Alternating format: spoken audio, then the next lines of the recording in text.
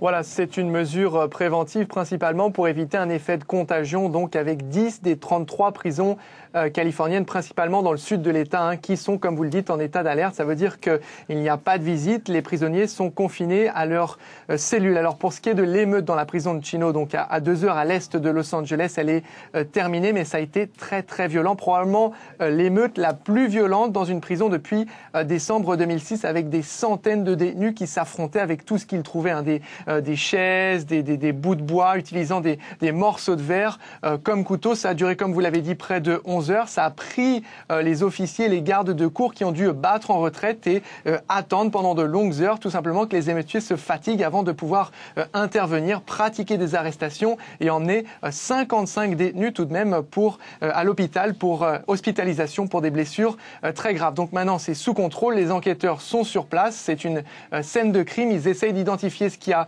causé cette émeute et c'est probablement un incident racial puisque c'était principalement des membres de gangs noirs américains qui s'affrontaient donc avec des membres de gangs latino-américains. Pourquoi est-ce que les prisons californiennes ont-elles aussi mauvaise réputation ?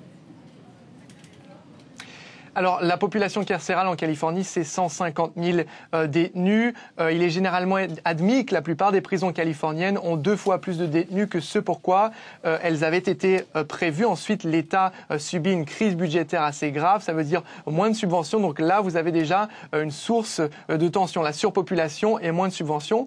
Alors, il faut ajouter à cela le fait que la prison de Chino a une particularité, c'est qu'elle ne pratique pas la ségrégation raciale, c'est-à-dire que les détenus latino-américains, noirs-américains ou asiatiques ou blancs sont mélangés. Pour beaucoup, c'est également là une source de tension qui pourrait expliquer des incidents comme celui qu'on a vu dans la prison de Chino.